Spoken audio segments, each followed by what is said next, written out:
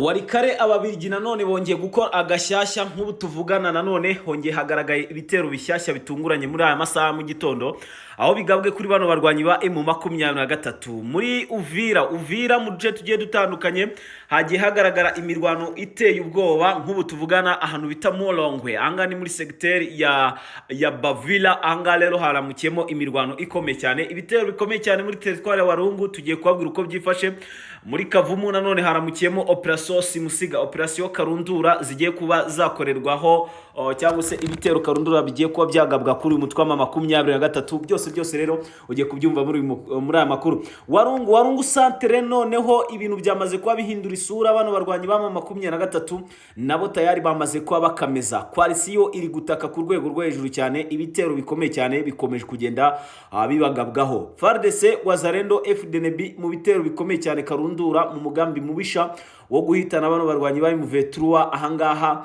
muri Sange Kaziba Runingo ndetse n'utundi tugiye dutandukanye turimo na Kiriba ahangaha rero hose hari kuvugwamo urugamba byose ugiye kugenda ubyumva. Yes wahageze ni kuri La Defense TV reba aho hasi yanditse subscribe ukandeho kugira ngo tujye tubana muri aya makuru n'ubundi utazajya ugenda uyacikwa ujye wumva kantu kandi kubijyanye n'urugamba rukomeje kubera hano mu bice n'ubundi bigiye bitandukanye bigize Republika Iharanira Demokarasi ya Kongo by'umwariko hano mu burasirazuba.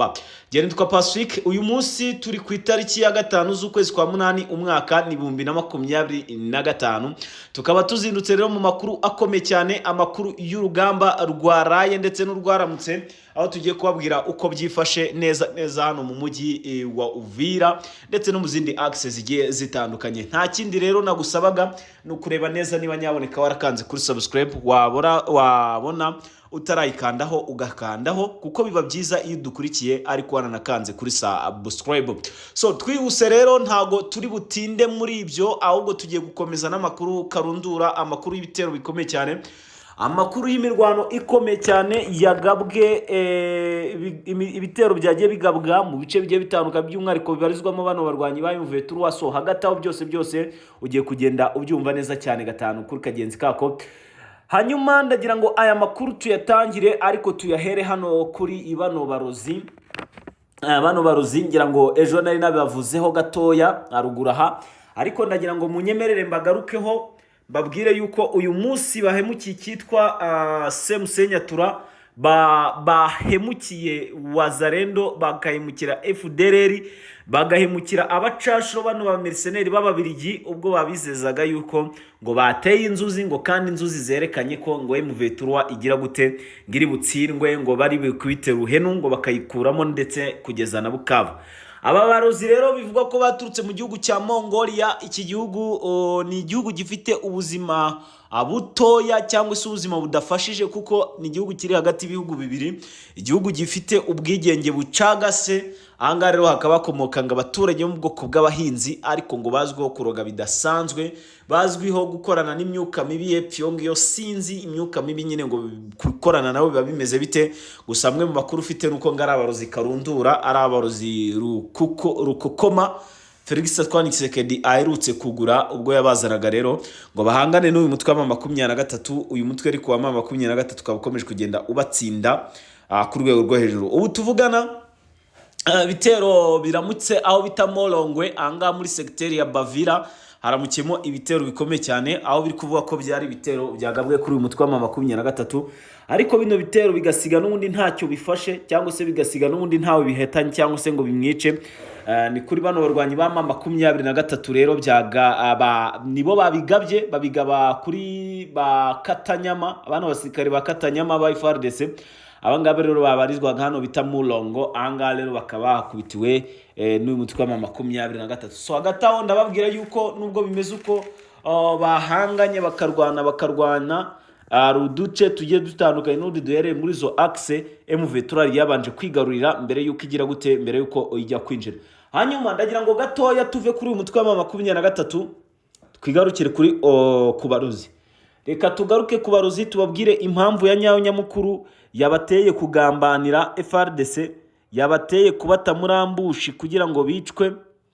Amwe mu makuru ndi kugenda nkurura neza cyane gatanu kore kagenzi kako aravuga ko bano ba mercenaires babarozi b'abacashuro baze guca inshuro yo kuroga ya M23 ngo itigarurira Uvira.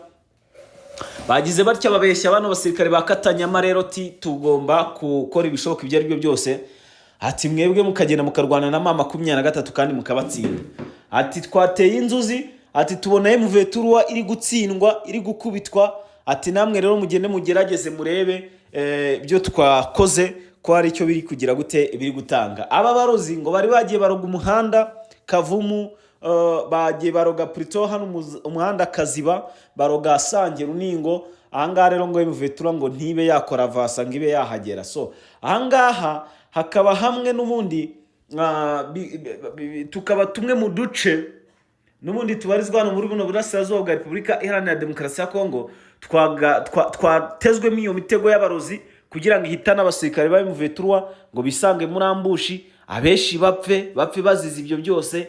Ibi hanyuma rero bikaba bikomeje kugenda bifata indi ntera. Gusa ndababwiza ukuri ko Wazalendo ndetse na Katanyama zazamutse ku masaha y'igicamunsi bagiye ngo kugaba ibitero bikomeye cyane kuri M23, ariko bine bitero bikaba byabakururiye ibyago bikomeye cyane kubera ko aba bababeshye ngo baje kuroga, kumbi nabo baje kwirira ifaranga rya Kongo, dore ko ntawe utazarirya. Ubu kandi uramutse nk'umuntu nanjye kuvuga ngo ndamutse baye nk'umupfumu nanjye narya ku mafaranga ya Kisekedi, nkagenda nkampfumurira ati genge gugupfumurira, hate M23 mu minsi 3 ndaba nyikubise uruhenu, hati ndi kubona M23 kabisa nayikuye Uvira, hati ndi kubona M23 yavuye Bukavu, ukavuga akatagukubita ku mayero cyangwa se ku madolari, warangiza ukatuza ugafata utuntu tw'uturavumba, utunyabarasanya twa karabukizwa ndetse n'utundi twatsi tugiye dutandukanye, ukavuga tukashyira mu muhanda ukavuga ati M23 ntagirenga. Aba basirikare rero ba Katanyama bizeye ibyaba bateka mutwe baturutse mu gihugu cya Mongolia ngo baje ngo kurogera ngo FARDC ngikunde yigaruriye ngo ibice bigiye bitandukanye ngo n'ubundi ngibyirukane M23. Ibi bibaye mu gihe n'ubundi Perezida Felix Tshisekedi yari yishimiye igikorwa cyakozwe n'abapfumu n'abarozi bo mu mujyi wa Baraka wa Baraka. Ahangaha ubwo barogaga bizira axe ngo M23 ntizahasunuke, ariko nibyo byibura aba barozi baragerageza, kuko kugeza amasaha mu mujyi wa Baraka nta rugamba ruberamo, ahubwo nuko ruhasumbirije cyangwa se rwegereye aho ngaho za Baraka nyiri saa ku isaha mushobora kuza kumva wenda naho AFC M23 bagize gute bahageze. Gusa nubwo bimeze utyo haracyari amahirwe amwe kuri bano barwanyi barwana ku ruhande rwa leta Kinshasa cyangwa se barwana kuri Coalition. M23 igira itya ikabameneramo imiyaga ariko ntibayibone.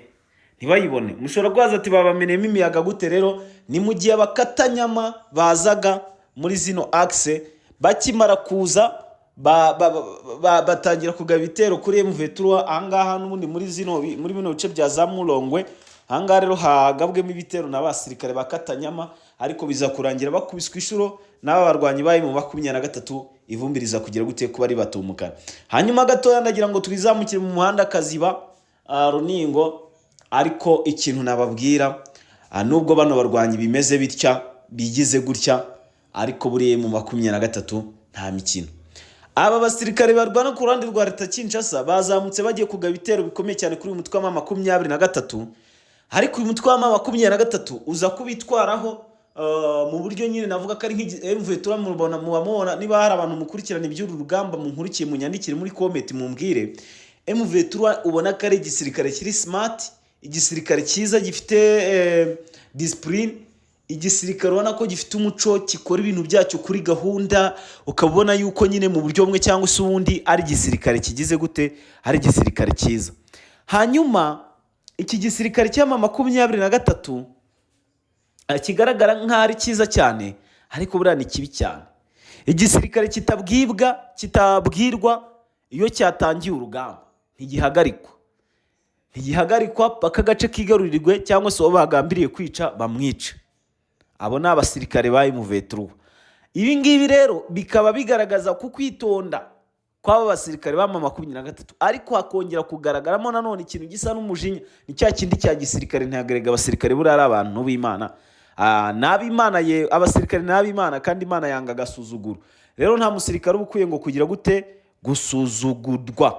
ubwo rero birumvikana ko na AFC M23 nayo iba yanga iki agasuzuguro. So ndagira ngo twihute cyane tuve muri zo axe z'abarozi, abarozi bagende baroge kubw'amahirwe M23 nta n'ubwizi ko bari kuyiroga, yo iri mu rugamba kandi yizeye 100% yuko ibyo igomba kugira gute kurutsinda. Hanyuma ndagira ngo mbihere nanone kuri aya makuru akomeye cyane. Ushobora kubaza ati ayo makuru ngiye kubahereza na yahe?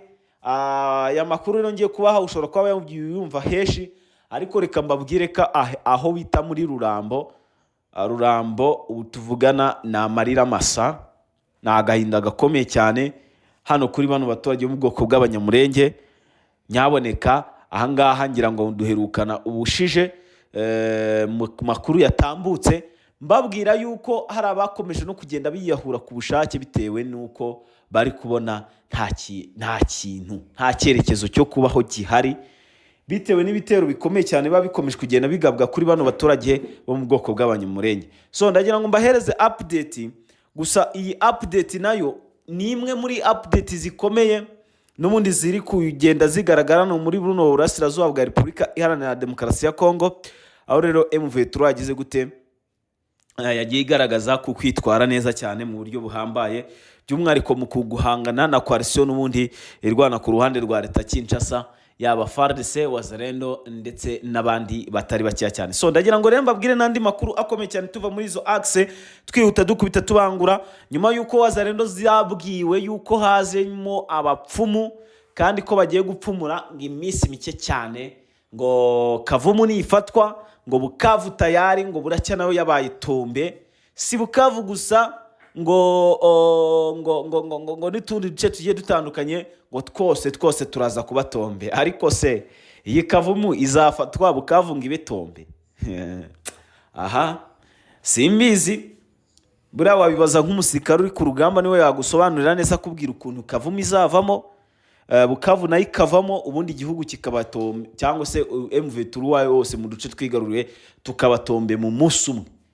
Utu duce rero twakomeje kugenda tuberamo urugamba rukomeye cyane, ni uduce tubarizwa muri teritwari ya Karehe, by'umwihariko muri axe za Katana. Ahangaha rero niho haje kuvumbuka ikidasanzwe cyatumye Abazalendo bagira gute biyamya bakavuga ati twe tugomba gukora iyo bwabaga tukanesha. So byo byose rero ngira ngo muri kubyumva neza cyane gatanu ko gagenzi kako ko muri Kavumu hongeye kugaragara umugambanyi ukomeye cyane wagambaniraga M23. Ubwo rero byose mukomeje mugende mudukurikira neza cyane gatanu ko gagenzi kako kugira mutazajya mucikwa n'amakuru nk'aya ngamba ndimo ngenda mbagezaho.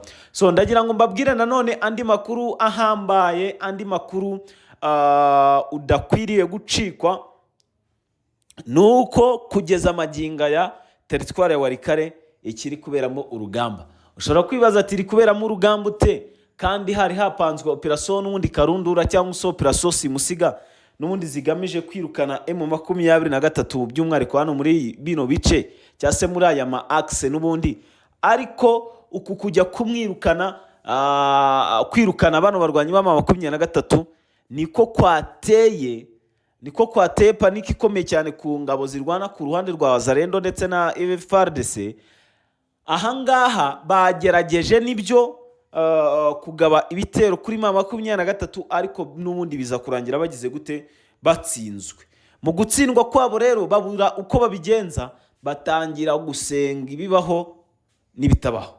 Hanyuma aba Bazalendo bizerera mu marozi bakaba bagize gute batangiye gukubitwa kare mu masaha ya kare yatambutse. Ndagira ngo ni ku munsi w'ejo ku mugoroba nibwo byabaga, ariko noneho muri iki gitondo naho haramukiyemo urugamba rukomeye cyane. Nanone bano barwanyi ba M23 bakoze iyo bwabaga ngo barebe niba bakigarura tumwe mu tu axe, ariko n'ubundi bikaba byagiye bigira gute binduka ibibazo bikomeye cyane. So ndagira ngo nanone mbahereze ku makuru ahambaye n'ubundi ajyanye n'urugamba rwabayeho kuri uyu munsi ahitwa Nyabyondo ni muri teritwari ya Masisi. Aha Nyabyondo naho rero haravugwamo urugamba rukomeye cyane. Nyabyondo, Mukengwa, Mutongo ndetse n'utundi duce tugiye dutandukanye tubarizwa muri zino axe twabereyemo urugamba, twatumye n'ubundi hari ukwigarurirwa ku duce twa M23 n'ubundi twabarizwaga muri zo axe. M23 yagiye rekura ku bushake kugira ngo bano ba civile babone aho baba. Aba rero baje n'ubundi bajoyininga AFC M23. So gira ngo rero birumvikana neza cyane gatanu kuri bagenzi kabo. Hanyuma ndagira ngo mbahereze nanone andi makuru ari kuvugwa muri Ituri naho ibintu byahinduye isura. Uyu mutwe wa Thomas Rubanga witwa CRP ibintu wamaze kuba ubigira gute ubishyira ku rundi rwego mu buryo bumwe cyangwa se ubundi. Bigaragara yuko rero bari gutsinda FRDC ku rwego rwo hejuru cyane. Thomas Rubanga rero ari mu kazi gakomeye cyane, aho rero ari guhangana n'uwo bita Lieutenant General Pacifique Masunzu, uyu warahiriye kuzica umugaba mukuru w'igisirikare cya M23. So ndagira ngo rero mbashimire mwe mwese twabanye muri aya makuru, mbifuriza kugira uwa kabiri mwiza, ku munsi wa kabiri mwiza nyine aho muherereye ari hose. Mwumve ko tubakunda cyane. Ni La Defense TV, je nitwa Pacifique. Dusubire mu yandi makuru akurikira. Bye bye.